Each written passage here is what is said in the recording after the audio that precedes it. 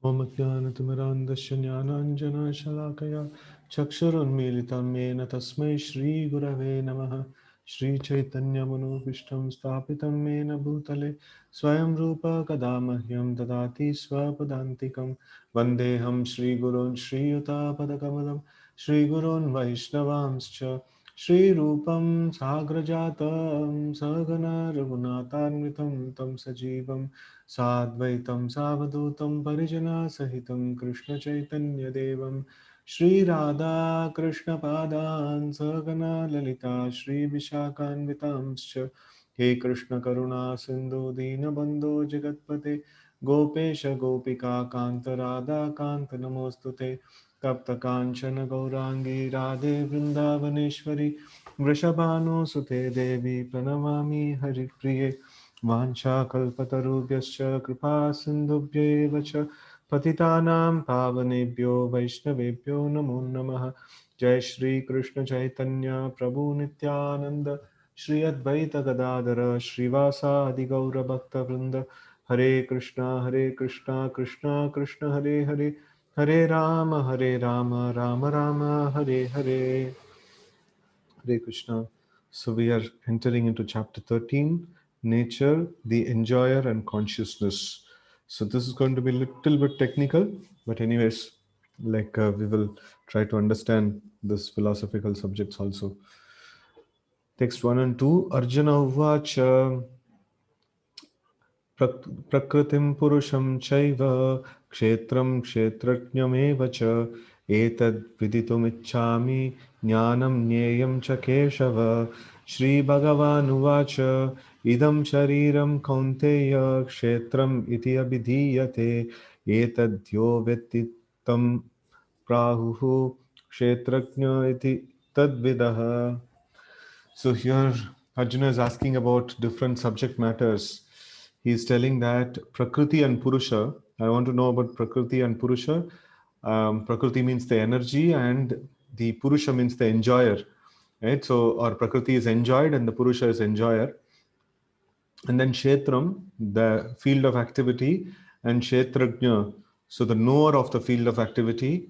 And then Etad Viditum Ichchami, so like I want to know, like I have Ichchami, I want to know these things. Jnanam Nyayam Chakeshava. So also, no, he also wants to know what is knowledge and what is to, through the knowledge, what is to be known. No, these also like he wants to know. And Lord is telling Idam Shariram is Kshetra. So this body is a Kshetra. And then Etadyo Veti tam Prahuhu Kshetragna iti tad vidaha. So let's see this one. Arjuna said, "O my dear Krishna, I wish to know about Prakriti, nature, and Purusha, the enjoyer, and the field and the knower of the field, Jnanam, this Kshetram and Kshetrajna, and of the knowledge and the object of knowledge." So Jnanam and Jnayam. Jnayam is object of knowledge.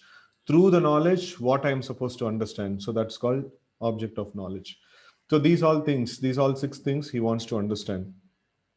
The Supreme Personality of Godhead said, "This body, O son of Kunti, is called the field, and one who knows this body is called the knower of the field." Right? So the everything that's happening, it's the body is the field on which the actions are happening, and like who knows this body? So one who who's the knower of the field? One who knows this body is the knower of the field. So there are two kinds of knowers. One is the soul and the super soul. Super soul knows about all the bodies, and the individual soul, we know about only our body, right? So that will come later. So anyways, let's see the purport. Arjuna was inquisitive about Prakriti, nature, Purusha, the enjoyer, Kshetra, the field, Kshetrajna, it's knower of the field, and then knowledge and the object of knowledge. When he inquired about all these, Krishna said that this body is called the field, and one who knows this body is called the knower of the field. No, this much is the no Krishna's answer. No, the body is called the field, and one who knows the body is called the knower of the field. This body is the field of activity for the conditioned soul. The conditioned soul is entrapped in material existence, and he attempts to lord it over material nature. And so, according to his capacity to dominate material nature, he gets a field of activity, right?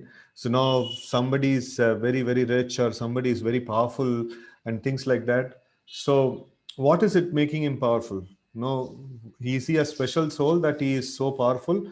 No, he has got a body which can act so powerfully, right? So he has a desire to control the material nature, and he has got a body which is no which is going to act very powerfully.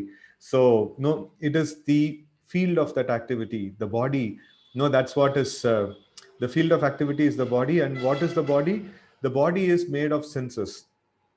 The conditioned soul wants to enjoy sense gratification, and according to his capacity to enjoy sense gratification, he is offered a body or field of activity. Right? So, based on our past karma, we will get a particular kind of a body, which can be very timid and very simple kind of a body, or which can be like very, very powerful and all controlling kind of a body. Right? So, we can get any kind of a body based on the our past karma. So it's just a vehicle, or it's just a field of activity that I'm getting, right? Okay. Therefore, the body is called kshetra, or field of activity for the conditioned soul. Now, the person who should not identify himself with the body is called kshetrajna. So, who is the kshetrajna? So, the individual soul. The soul is a kshetrajna, right? And we see that. Hmm. It is not very difficult to understand the difference between the field and its knower, the body and the knower of the body. Any person can consider that from the childhood to old age, he undergoes many changes of body, and yet is still one person remaining. Thus, there is a difference between the knower of the field of activities and the actual field of activities. So, the body keeps on changing, our field keeps changing, but then we are the same person, so we are able to identify ourselves, right? A conditioned soul can thus understand that he is different from the body. It is described in the beginning, Dehi Nosmin, that the living entity is within the body, and that the body is changing from childhood to boyhood, and from boyhood to youth, and from youth to old age. And the person who owns the body knows that the body is changing. The owner is distinctly Kshetrajna. Sometimes we think I'm happy, I'm man, I'm woman, I'm dog, I'm cat. These are all bodily designations of the knower, but the knower is different from the body. Although we may use many articles, our clothes, etc., we know that we are different from from the things used. Similarly, we also understand by a little contemplation that we are different from the body. I or you or anyone else who owns the body is called Kshetrajna, the knower of the field of activities. And the body is called Kshetra, the field of activities itself. In the first six chapters of Bhagavad Gita, the knower of the body, the living entity, and the position by which he can understand the Supreme Lord are described. In the middle six chapters of Bhagavad Gita, the Supreme Personality of Godhead and the relationship between the individual soul and the super soul in regard to devotional service are described. So first six chapters we can see that position of living entity, and by which he can understand the Supreme Lord. So the basic clarity of the living entity is given, and second six chapters it goes a little more deeper in the aspect of the devotional service that can be done to the Supreme Lord. And then the superior position of the personality of Godhead and the subordinate position of the individual soul are definitely defined in these chapters. The living entity are subordinate under all circumstances, but in their forgetfulness they are suffering. When enlightened by pious activities, they approach the Supreme Lord in different capacities as the distressed, those in want of money, the inquisitive, and those in search of the knowledge. Right? Artho, Artharthi, Jignashu, Jnani. So these are the four kinds of people they actually approach the Lord. That is also described. Now, starting with 13th chapter, how the living entity comes in contact with material nature and how he is delivered by the Supreme Lord through the different modes of fruitive activities, cultivation of knowledge, and discharge of devotional service are explained. So now it is in the nicely put in the first six chapter. It's the position of the living entity and the Supreme Lord, and how he is going to know the Lord. And second six chapters it is explained about how he is going to be engaged in the devotional service, the aspects of devotional service. And the third six chapters here Prabhupada is writing is that how the Lord is going to deliver these living entities, through the method of different yoga systems, like through the method of fruitive activities, cultivation of knowledge, and discharge of devotional service. So they are those kind of aspects are explained in the last six chapters. Okay, although the living entity is completely different from the material body, he somehow becomes related. That is also explained. So like how we have got the connection to this material body. So that is also explained here. Text 3. Kshetrajnam chapi mam vidhi sarva kshetreshu bharata kshetra kshetraknyayor jnanam yat yatyaj jnanam matam mama. Okay. O Zion of Bharata, you should understand that I also the knower in all bodies. And to understand this body and its knower is called knowledge. That is my opinion. Right? So here Krishna gives the first aspect of knowledge. Later on, he'll give a detailed description of 20 items of knowledge. So, but here he is telling that one kshetra he has defined, that is the body, and kshetrajna, the knower of the field, is the living entity who's staying there. And he is telling that yet another kshetrajna is also there. That is me, myself, the Supreme Lord. And that Supreme Lord, he is not just the knower of one body, he is knower of all bodies. Right? So, and to understand this body and its knower is called knowledge. So knowledge means not that our information crunching of so much of subjects of this material world. Knowledge means to know about the kshetra and kshetrajna. So that is called knowledge. So that Lord is telling that is my opinion, right? So who has any better opinion than the Lord, right? Okay. Purport. While discussing the subject of the body and the knower of the body, the soul and the super soul, we shall find three different topics of study: the Lord, the living entity, and matter. In every field of activity, in every body, there are two souls. One is individual soul and the super soul. Because the super soul is plenary expansion of the Supreme Personality of Godhead Krishna, Krishna says, I am also the knower, but I am not the individual knower of the body. I am the super knower. I am present in every body as Paramatma or super soul. One who studies the subject matter of field of activity and the knower of field very minutely in terms of this Bhagavad Gita can attain to knowledge. The Lord says, I am the knower of the field of activities in every individual body. The individual may be the knower of his own body, but he is not in knowledge of other bodies. The Supreme Personality of Godhead, who is present as the super soul in all bodies, knows everything about all bodies. He knows all different bodies of all various species of life. A citizen may know everything about his patch of land, but the king knows not only his palace, but all the properties possessed by the individual citizens. Similarly, one may be the proprietor of the body individually, but the Supreme Lord is the proprietor of all bodies. The king is the original proprietor of the kingdom, and the citizens is the secondary proprietor.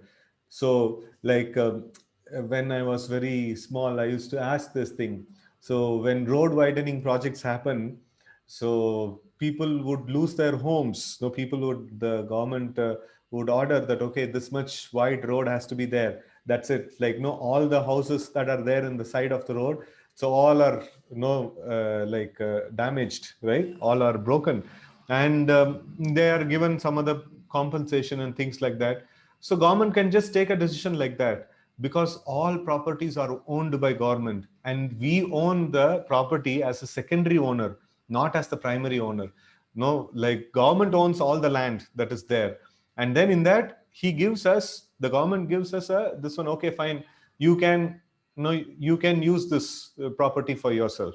So but then if government wants, he can reclaim it any point in time. So in that way, like Isavashamidam Sarvamit Kincham Jagatyam Jagat. So the Lord is the owner and proprietor of everything that exists, including our body. It's very special actually. Whenever we tell this thing, the Lord owns everything. No, yeah, Lord owns everything except for my property. Right. So that's a kind of a illusion that no, we sometimes get into. But we should specifically stress upon this point Yes, Lord is the owner of my body also, right? So he is the knower of my body, he is the proprietor of my body, and things like that. Okay. So similarly, the Supreme Lord is the supreme proprietor of all bodies. Okay. So the body consists of the senses. The Supreme Lord is Rishikesha, which means the controller of the senses. Right. So the Lord is the controller of the senses. If Lord is the controller of the senses, this body is made of aggregation of senses only. So if that means the Lord has complete control over the senses, right? So not everyone's senses. So then we may ask that, then I'm doing sense gratification, that means it is the Lord who is actually directing me. Yes, of course, sarva karana karanam is the Lord, but why he is directing me in that way? Because of my desire, right? So we can never discount our desire.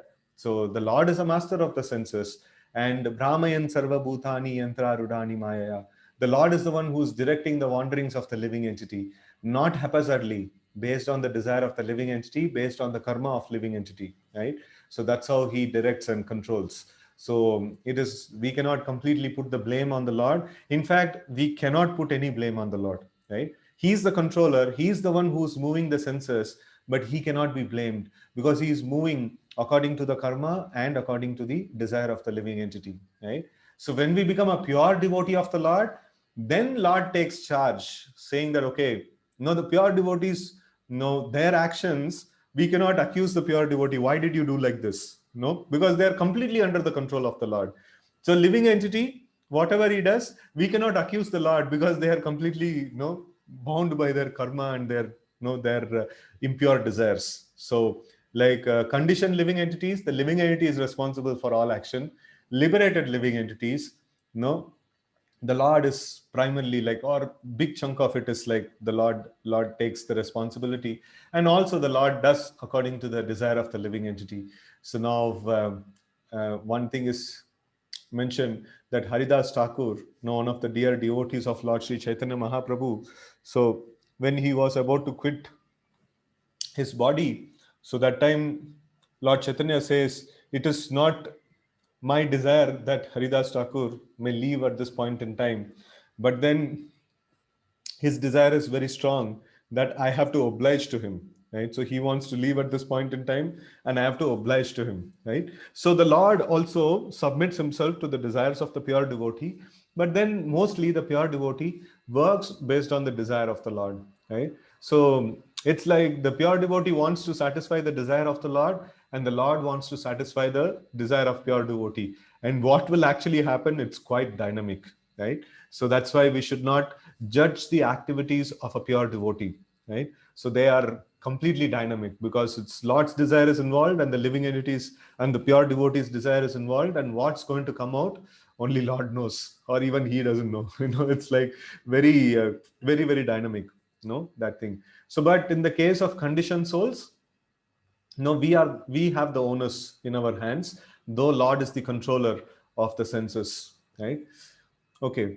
He is the original controller of the senses, just as the king is the original controller of all the activities of the state. The citizens are secondary controllers. The Lord says, I am the knower. This means that he is the super knower. The individual soul knows only his particular body.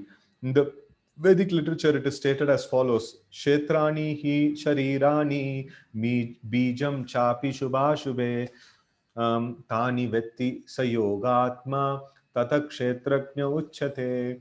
This body is called a kshetra, and within it dwells the owner of the body and the supreme Lord, who knows both the body and the owner of the body. Therefore, he is called the knower of all fields.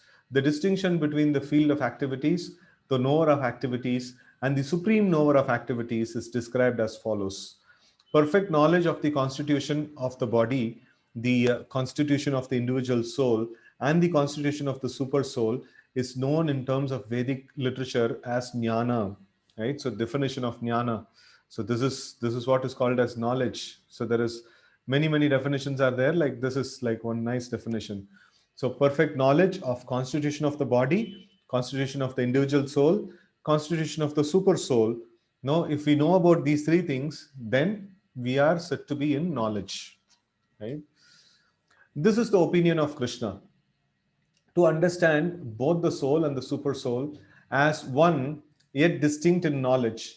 One should, yet distinct is knowledge. One should know, like, okay, here this aspect of one and yet different is one because we are part and parcel of the Lord. So we are one, no? Like, we cannot say that, okay, this hand is a different entity and I am a different entity. No, like, no, if you call me, like, my hand also will come with me. So like that. So it's like one but yet different, no? They are like the individual soul is a part and super soul is the whole, right? So in this way, like, they are, no, one and yet distinct, no? When we know this, like, simultaneous oneness and difference, then it is called knowledge, right? So one who does not understand the field of activity and the knower of activity is not in perfect knowledge. One has to understand the position of Prakriti, nature, Purusha, the enjoyer of the nature, and Ishvara, the knower, who dominates or controls nature and the individual soul. One should not confuse the three in their different capacities. One should not confuse the painter, the painting, and the easel. So this is a nice example. So there is a painter and there is a painting, there is a picture that is coming up. An easel is the board that has been used, right? So this material world is the field of activities.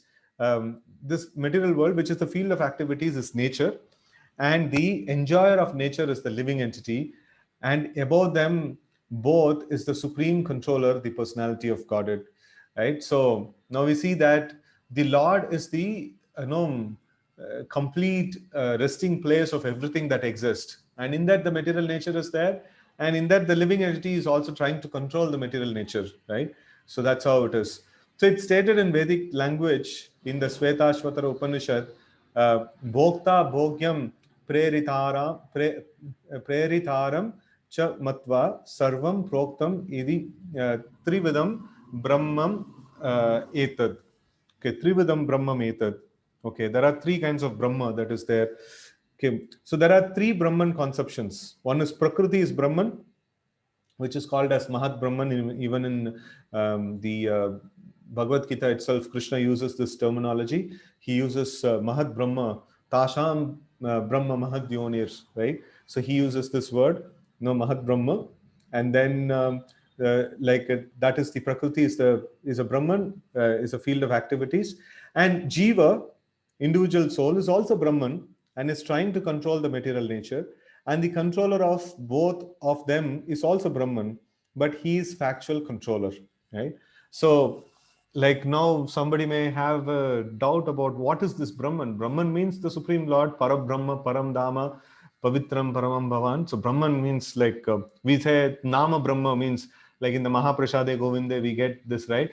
Mahaprasade Govinde Nama Brahmani, right? So Nama Brahma means the holy name. Dravya Brahma means the the Lord in the form of water. That's the Ganges water. So like that, we have the idea of Brahman. And now what is this material nature as Brahman? So material nature, how material nature can become Brahman? Because it is energy of the Lord, right? So energy of the Lord is non-different from the Lord. So this is called as Mahat Brahman. And then the living entity is called as the Jiva Brahman, right?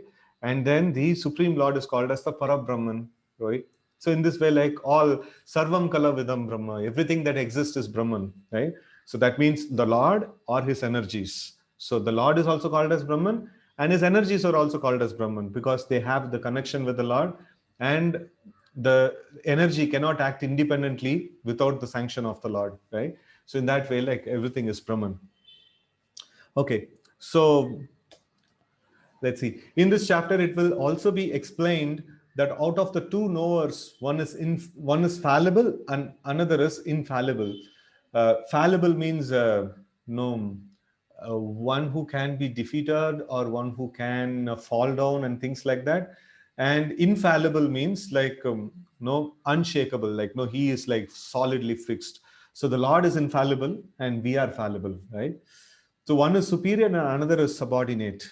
One who understands the two knowers of fields to be one and the same contradicts the Supreme Personality of Godhead, who states here very clearly, I am the knower of the field of activity. So just a minute. One who understands the two knowers of the field to be one And the same contradicts the Supreme Personality, who states here very clearly, I am also the knower of the field of activity. One who misunderstands a rope to be a serpent is not in knowledge. There are different kinds of bodies and there are different owners of bodies, because each individual soul has its individual capacity for lording it over material nature. There are different bodies, but the Supreme also is present in them as the controller. The word cha is significant, for it indicates the total number of bodies. That is the opinion of Srila Baldev Vidyabhushan. Uh, Krishna is the super soul present in each and every body apart from the individual soul. And Krishna explicitly says here that real knowledge is to know that the super soul is the controller of both the field of activities and the finite enjoyer. That's the living entity. Okay, so here it's more, this purport is more oriented towards jnanis actually. So Prabhupada actually addresses so various classes of people. No, he has given very simple knowledge in the beginning of the purport, and then he gets on to a serious philosophical kind of a note in the end of the purport. So anyways, it's the simple thing is that no, the Lord is there and the living entity is there and the material nature is there. We should not confuse between these three things, and we should know that material nature is the field, and the Lord and the living entity are the knower of the field, and the living entity knows only his field, and the Lord knows all the fields, right? So why so much of discussion is there on this particular topic?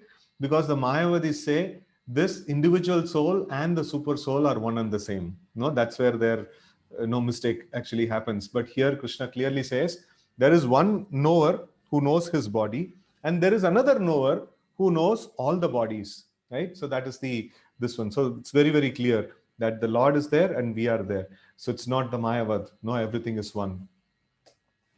Okay, text 4. Tat kshetram yatcha yadrikcha yad vikari yatascha yad sachayo yat prabhavascha tatsamasena me shrinu. Now, please hear my brief description of this field of activity and how it is constituted, what its changes are, whence it is produced, who that knower of the field of activities is, and what his influences are. Right. So these are all some of the things that Lord is going to describe. So in the next few slokas. So it's a big discussion about the field of activity, how it is constituted, and what its changes are, and whence it is produced, like what's the source of it, and who that knower of field of activities is. No, now Lord has just indirectly told, so but he is going to specifically tell about how the living entity is the knower and the super soul is the knower of all the fields. So he's going to specifically tell about that, and then what his influences are. So how much we can influence this field and how much the Lord can influence this field. So both the things, these all things will be described. Purport: the Lord is describing the field of activities and the knower of field of activities in their constitutional positions. One has to know how this body is constituted, the materials of which this body is made, under whose control this body is working, how the changes are taking place, where from the changes are coming, and what the causes are, what the reasons are, what the ultimate goal of individual soul is, and what the actual form of individual soul is. One should also know the distinction between the individual living soul and the super soul, their different influences, their potentials, etc. One just has to understand this Bhagavad Gita directly from the description given by the Supreme Personality of Godhead, and all this will be clarified. But one should be careful not to consider the Supreme Personality of Godhead in every body to be one with the individual soul, the Jiva. This is something like equating the potent and the impotent. Okay. Text 5. Rishibir Bahuda Geetam Chandobir Vividai Pratak Brahma Sutra Padaischaiva Hetu Madbir Vinashchitaihi. That knowledge of the field of activities and the knower of activities is described by various sages in various Vedic writings. It is especially presented in the Vedanta Sutra with all reasoning as to cause and effect. So this is a very, very important subject matter. In fact, all the Upanishads and most of the Vedic literatures are deeply discussing about this point only, right? Okay, let's see. Purport. The Supreme Personality of Godhead Krishna is the highest authority in explaining this knowledge. Still, as a matter of course, learned scholars and standard authorities always give evidence from previous authorities. Krishna is explaining this most controversial point regarding the duality and non duality of the soul and super soul by referring to a scripture, the Vedanta, which is accepted as authority. You know, so here, Guru, Sadhu, and Shastra. So Krishna also establishes this point that he could have just told, this is my opinion. No, he told also, like in the past, in just few slokas before. But then he also is saying that I'm going to cite the Vedic literature now. I'm going to cite the Shastra and explain my point. What is the need for Lord to do this? Because in the future, anybody has to put forward any point, they also should do the same thing. They also should cite the Shastra. They cannot just say anything and everything they want. They cannot like cook up a philosophy, whatever they want. So they have to also cite the Vedic version, right? So that's how Lord is actually establishing. Okay, first he says, this is according to different sages. As far as the sages are concerned, besides himself, Vyasadeva, the author of the Vedanta Sutra, is a great sage. And in the Vedanta Sutra, duality is perfectly explained. So Dvaita, or the Vaishnavism, is perfectly explained. And Vyasadev's father, Parashara, is also a great sage. And he writes in his book of religiosity, Aham Tvam Cha Tatanye. Aham Tvam Cha Tatanye. So aham means I am, and tvam means you. No, cha tata anya means we, you, uh, like I and the various living entities are all transcendental, although in material bodies. Now we are all fallen into the ways of three modes of material nature according to our different karma. As such, some are on the higher level, some are on the lower natures. The higher and lower natures exist due to ignorance and are being manifested as finite number of living entities. But the super soul, which is infallible, is uncontaminated by the three qualities of nature and is transcendental. Right? Okay. Similarly, in the original Vedas, a distinction between the soul, the super soul, and the body is made, especially in the Kathopanishad. There are many great sages who have explained this, and Parashara is considered principal among them. The word Chandobhihi refers to the various Vedic literatures. The Taittiriya Upanishad, for example, which is a branch of the Yajurveda, describes nature, the living entity, and the supreme personality of Godhead. So, in fact, when this word Taittiriya Upanishad comes, so we know that when we go to Udupi, we hear the story that Madhvacharya, he was like he just disappeared when he was giving his pravachan, last pravachan, sitting in the temple, and he just disappeared from the vision of the people. Suddenly some flowers actually showed on him, and later he just vanished from within the flowers, and he was giving a like pravachan on Taittiriya Upanishad at that point in time. So, and he was a greatest exponent of the Dvaita philosophy. And no wonder, this is a book which describes about the nature, the living entity, and the supreme personality of Godhead. So this clarity, if we get, then Advaita cannot stand. They have to fall apart. So, it's very, very clearly explained in the Vedic literatures in that way. Okay, as stated before, Kshetra is the field of activities, and there are two kinds of Kshetrajna, the living entity and the supreme living entity. As stated in the Taittiriya Upanishad 2.5, Brahma Pucham Pratishta, there is a manifestation of Supreme Lord's energy known as Annamaya, depending upon the food for existence. This is the materialistic realization of the Supreme. So this is like, there are different realizations. So one of the realization of the Supreme Lord is Annamaya. Annamaya means like the source of my life is eating, and anything that that is going to sustain my body. So basically, like if you see the children, they are in this kind of consciousness. So anything that you give, naturally they'll just take it to the mouth. So they have only one understanding, like no, food is the only one understanding that they have. Even the lower species of life, they also understand only one language, food. Nothing else they understand actually. So, and even the very lower category of human beings, they also are like very, very low standard of consciousness where they are in the Annamaya Kosha, right? So, and then this is materialistic realization of the Supreme. So then in Pranamaya, so the next level is Pranamaya. After realizing the Supreme Absolute Truth in food, one can realize the Supreme Absolute Truth in the living symptoms or life forms. That's the second level. In the Jnanamaya realization extends beyond the living symptoms to the point of thinking, feeling, and willing. Then there is Brahman realization, no? So called Vijnanamaya, in which the living entity's mind and life symptoms are distinguished from the living entity himself.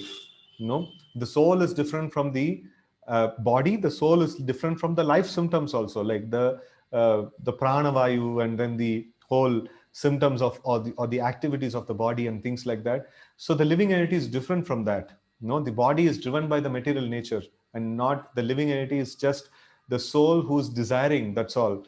So there is the distinction between these two. No, that is brought about in the level of Vijnanamayam, right? So the next and supreme stage is Anandamaya, the realization of the all blissful nature. That means to understand we are part and parcel of the Lord and to engage in the service of the Lord, right? So that's the Anandamaya. So thus there are 5 stages of Brahman realization, which is called Brahma Pucham. No, there's 5 stages of realization. So Brahma Pucham. Out of these, the first 3, Annamaya, Pranamaya, and Jnanamaya, involves the fields of activities of the living entities. Right? Transcendental to these field of activities is Supreme Lord, who is called Anandamaya. The Vedanta Sutra also describes the Supreme by being Anandamaya Bhyasat. So the Supreme Personality of Godhead is by nature full of joy. To enjoy his transcendental bliss, he expands into Vijnanamaya, Pranamaya, Jnanamaya, and Annamaya. In the field of activities, the living entity is considered to be the enjoyer and different from him in the Anandamaya. That means that if the living entity decides to enjoy in dovetailing himself with the Anandamaya, then he becomes perfect, right? So this is the perfection of our existence. So we have to cooperate with this all blissful personality, the Supreme Lord. And if we do that, then we are perfect. Okay, this is the real picture of the Supreme Lord as the supreme knower of the field, the living entity, and the subordinate knower, and the nature of the field of activities. One has to search for this truth in the Vedanta Sutra or Brahma Sutra.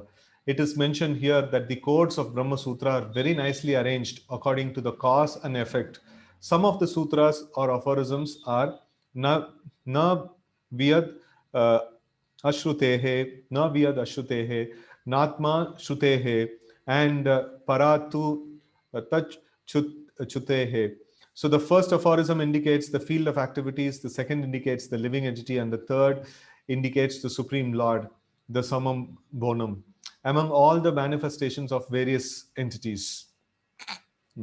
So these purports are quite philosophical. So the essential aspect to understand is very simple.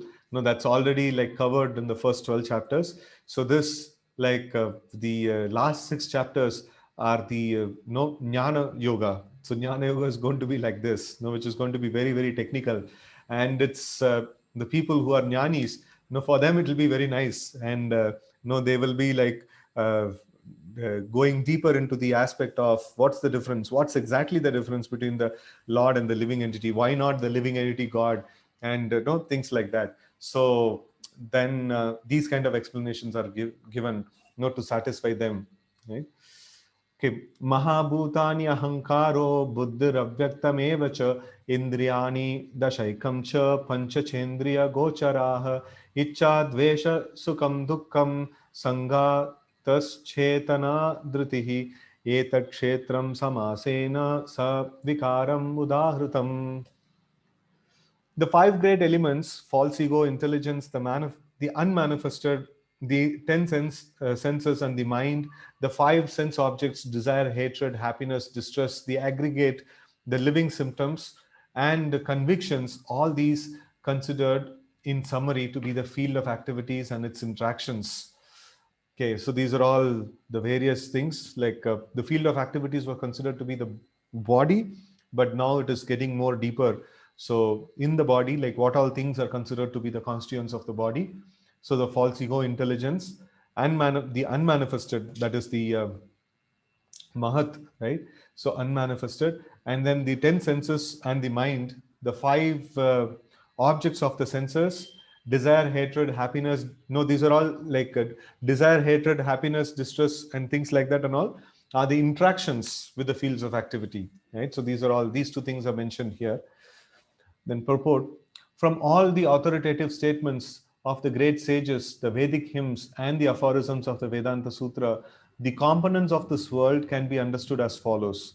First, there are earth, water, fire, air, ether. These are the five great elements, Mahabhuta, no, and Pancha Mahabhuta, right? So then there are false ego, intelligence, and the unmanifested stage of three modes of nature. So then there are five senses for acquiring knowledge: the eyes, ears, nose, tongue, and the skin. Then five working senses: voice, legs, hands, anus, and genitals. Then above the senses, there is mind, which is within, and which can be called the sense within. Therefore, including the mind, there are 11 senses altogether. Then there are the five objects of the senses, that is smell, taste, form, touch, and sound. Now, the aggregate of these 24 elements is called the field of activity. If one makes an analytical study of these 24 subjects, then he can very well understand the field of activity. Then, so now, one very important thing to note here: the materialistic scientists, so they are able to understand the Pancha Mahabhuta, no, like earth, water, fire, air, ether. So they are very expert with that. And then they also have departments like psychiatry and things like that. So wherein they are able to understand that mind is an element, and which needs to be handled in a particular way, right? So that much of knowledge is there. And the sense objects and the senses, this is like a little bit of a hazy understanding people have, or the modern science has. So modern science doesn't have the clarity of these basic 24 elements only, no, completely. So how is this body constituted of? If you ask them, they will say, okay, it's constituted of various organs, right? So but if you ask a Vedic scientist, he will say like this body is constituted of 11 senses, right? So that's a complete different kind of a outlook. And then they know how to act with this body through this 11 senses, right? And what are the trigger points for these senses, and how to deal with this body. So they know it very well, because they have got it from the design. From the design we can understand there are 24 subjects to be understood, and a Vedic scientist understands it properly, and he can do much better output, like and he can do things much better so than the modern science. So modern science is progressing very rapidly, but with a false like foundation, not understanding the matter completely. They're exploiting the matter, and it's going to bounce back on them, right? So that's already happening. So much of pollution, so much of like plastic awareness and things like that is happening, and then like global warming is happening and things like that. It's all nothing but the mess that we have created, in meddling with the nature without understanding the nature's complete no profile, right? So that's what happens. Okay, so then there are desire, hatred, happiness, and distress, which are interactions, representations of the five great elements in the gross body. The living symptoms, represented by consciousness and convictions, are manifestation of the subtle body, that is mind, ego, and intelligence. These subtle elements are included within the field of activities, right? So the five great elements are a gross representation of the false ego, which in turn represents the primal stage of false ego, technically called the materialistic conception, or tamasa buddhi, right? So the gross elements represents the tamasa buddhi, intelligence and ignorance. This further represents the unmanifested stage of three modes of material nature. The unmanifested modes of material nature are called pradhana. Like so before the material nature were unleashed, so they were in a state called pradhana, and when they are put into action, so they becomes the mahat tattva, and like they get into the action of the material world. And here this pradhana is represented by the gross material senses. So there is representation for everything in our body. The whole material world, whatever things are there, everything, we have a representation in our body also, right? So the whole pradhana that is there, like unmanifested state of three modes of nature. So for that, the representation is our gross body, right? So let's continue. One who desires to know the 24 elements in detail, along with their interactions, should study the philosophy in more detail. In Bhagavad Gita, a summary only is given, right? So even the summary is like a bouncer for most of the devotees, right? So it's a philosophical subject. We need to know a little bit about it. So, and if we want to progress in the path of jnana, or if we want to master it and things like that, then there is much more detailed studies required about this. Okay, so the body is the representation of all these factors, and there are changes of the body which are 6 in number. The body is born, it grows, it stays, it produces byproducts, then it begins to decay, and at last stage it vanishes. Therefore, the field is non-permanent material thing. However, the Kshetrajna, the knower of the field, its proprietor is different. The proprietor or the living entity is permanent. Text 8 to 12. Okay, so here Krishna is going to give the detailed description of knowledge, right? So it is a very nice set of shloka, which is not like philosophical like before shlokas. It is very, very nice, this set of shlokas. And it is good to even memorize this, very amazing, what is that? It's very purifying. It's very amazing set of knowledge is there in this set of shlokas.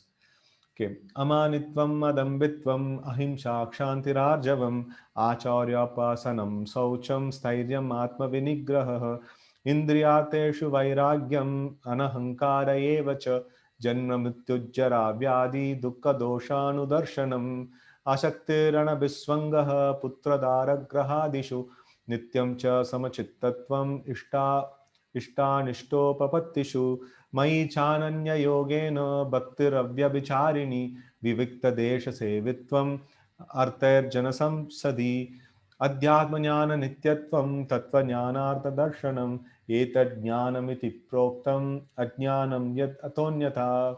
So this last line is very nice.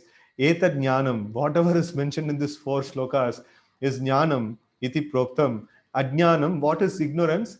No, yad ato anyata. No, anyata. Apart from this, whatever is there, everything is ignorance. And whatever is told here, it's only the knowledge. Right? So it is like complete exhaustive list of knowledge is given here. Right? It's amazing. So amanitvam.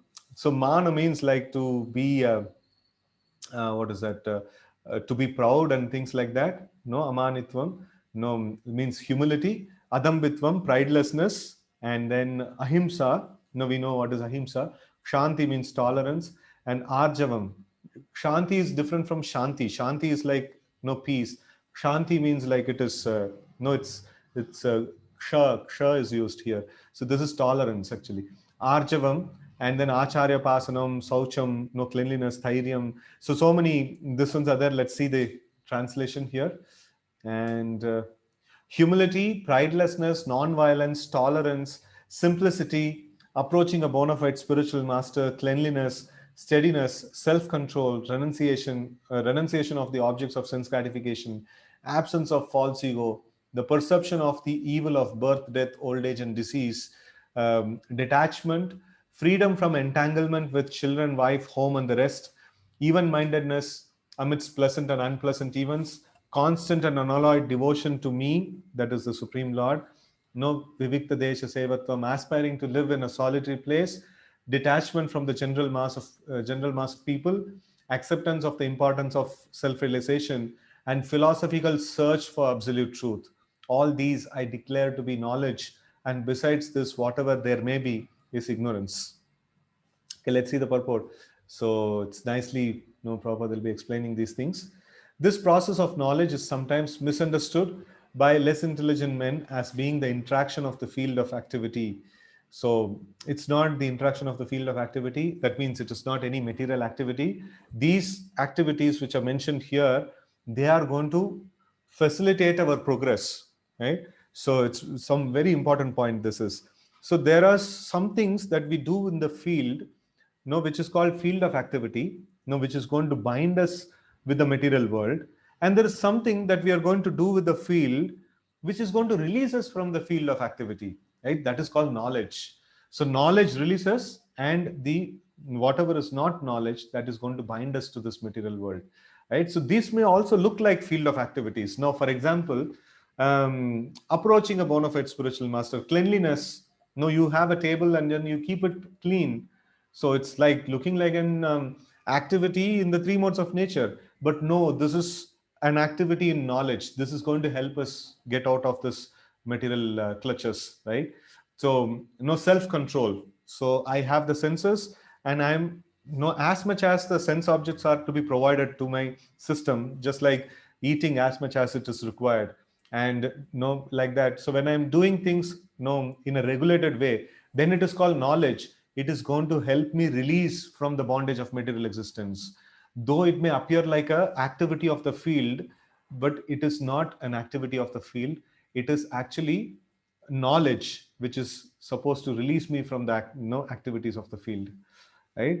So less intelligent men, as being, they misunderstand these things as interaction of the field of activities, but no, they are knowledge. Knowledge releases from the bondage. But actually, this is real process of knowledge. If one accepts this process, then the possibility of approaching the absolute truth exists. This is not the interaction of the 24 elements as described before. This is actually the means to get out of the entanglement of those elements. The embodied soul is entrapped by the body, which is a casing made of 24 elements, and the process of knowledge as described here is the means to get out of it. Right? So knowledge means to get liberation. Okay, of all the descriptions of the process of knowledge, the most important point is described in the first line of the 11th verse. Mai cha ananya yogena bhaktir avyabhicharini. The process of knowledge terminates in unalloyed devotional service to the Lord. Right? Mai cha, mai means like to me. No, the Lord is telling cha ananya yogena. No, without any deviation. No, like in union with the Lord. Bhaktir avyabhicharini. No, like we have to perform bhakti in a way of avyabhicharini. Avyabhicharini means like exclusive devotion to Krishna. So the opposite of avyabhicharini is vyabhacharini. So vyabhacharini means like to have Krishna as my master. I want to surrender to Krishna, but also I want to surrender to other people, and I want to do this, I want to do that. Oh, then it becomes vyabhachari, means like multiple master, right? So bhaktir avyabhicharini means exclusive shelter of the Supreme Lord. So then, no, that's what is mentioned here. The process of knowledge terminates in unalloyed devotional service of the Lord. So what is Vedanta? So Vedanta, or the end of all knowledge, is pure devotional service, unalloyed devotional service to the Supreme Lord. So that's Vedanta, right? So if one does not approach or is not able to approach the transcendental service of the Lord, then the other 19 items are of no particular value. But if one takes to devotional service in full Krishna consciousness, the other 19 items automatically develop within him. As stated in Srimad Bhagavatam, Yashasti Bhaktir Bhagavati Akinchana Gunair Sarvair Gunais Tatra Samasate Suraha. All the good qualities of knowledge develop in one who has attained the stage of devotional service. The principle of accepting a spiritual master, as mentioned in the 8th verse, is essential. Even for one who takes to devotional service, it is most important. Transcendental life begins when one accepts a bona fide spiritual master. The Supreme Personality of Godhead, Sri Krishna, clearly states here that this process of knowledge is the actual path. Anything speculated beyond this is nonsense. As for knowledge outlined here, the items may be analyzed as follows. Humility means that one should not be anxious to have satisfaction of being honored by others. Very, very powerful definition of humility, right? So this, you see, humility means that one should not be anxious to have the satisfaction of being honored by others, right? So this is the amazing definition of humility Srila Prabhupada gives here. So not being anxious to get honor from others, no, amanitvam, no. So like that is the humility. The material conception of life makes us very eager to receive honor from others, but from the viewpoint of from the point of view of a man in perfect knowledge, who knows that he is not this body. Anything honor or dishonor pertaining to this body is useless. One should not be hankering after this material deception. People are very anxious to be famous for their religion, and consequently, sometimes it is found that without understanding the principles of religion, one enters into some group which is not actually following religious principles and then want to advertise himself as a religious mentor. As for actual development of spiritual science, one should have a test to see how far he is progressing. He can judge by these items. So the 20 elements of knowledge is there. How much no I am cultivating these 20 elements of knowledge, that will show my progress, right? And then non-violence is generally taken to mean not killing or destroying the body, but actually non-violence means to put others, not to put others in distress, into distress. People in general are trapped by ignorance in the material concept of life, and they perpetually suffer material pain. So unless one elevates people to spiritual knowledge, one is practicing violence. That means Prabhupada is telling, unless we preach, no, people are not going to get out of their suffering condition. So if we are not preaching, that means we are committing violence. It's a amazing definition of violence. So if we are not preaching, then we are committing violence. Okay, one should try his best to distribute real knowledge to the people so that they may become enlightened and leave this material entanglement. That is non-violence. Tolerance means that one should be practiced to bear insult and dishonor from others.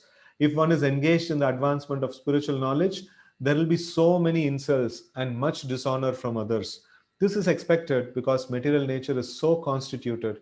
Even a boy like Prahlad, who only 5 years old was engaged in cultivation of spiritual knowledge, was endangered when his father became antagonistic to his devotion. The father tried to kill him in so many ways, but Prahlad tolerated him. So there may be many impediments to making advancement in spiritual knowledge, but we should be tolerant and continue our progress with determination. Simplicity means that without diplomacy, one should be straightforward. One should be so straightforward that he can disclose the real truth even to an enemy. As for acceptance of the spiritual master, that is essential because without the instruction of a bona fide spiritual master, one cannot make progress in the spiritual science. One should approach the spiritual master with all humility and offer him all service so that he will be pleased to bestow his blessings upon the disciple. Because a bona fide spiritual master is a representative of Krishna, if he bestows any blessings upon his disciple, that will make the disciple immediately advanced without the disciples following the regulative principles. Or the regulative principles will be easier for one who has served the spiritual master without reservation. It's a very, very powerful point, right? So we don't get knowledge by studying, no, and doing austerities. No, of course we get some knowledge, but then we get the real knowledge by the blessings of the spiritual master. So we have to serve the spiritual master, and when the spiritual master becomes pleased and blesses us, so we become knowledgeable, and then all the regulative principles become very easy to follow. Cleanliness is essential for making advancement in spiritual life. There are two kinds of cleanliness, external and internal. External cleanliness means taking a bath. But for internal cleanliness, one has to think of Krishna always and chant Hare Krishna, Krishna Krishna, Hare Hare, Hare Rama, Rama Rama, Hare Hare. So, just a minute. So, we are just having 1 minute more to go, and there's a lot to cover actually. So what we will do is we'll stop here to the point till cleanliness. So we will start from steadiness, not tomorrow, right? So this is the point we will start from tomorrow. So steadiness means, right? So here I just put a mark. So we'll start from here. Okay. So Srimad Bhagavad Gita ki jai, Srila Prabhupada ki jai, Gaur Bhakta Vrinda ki jai. Hare Krishna. Krishna Krishna.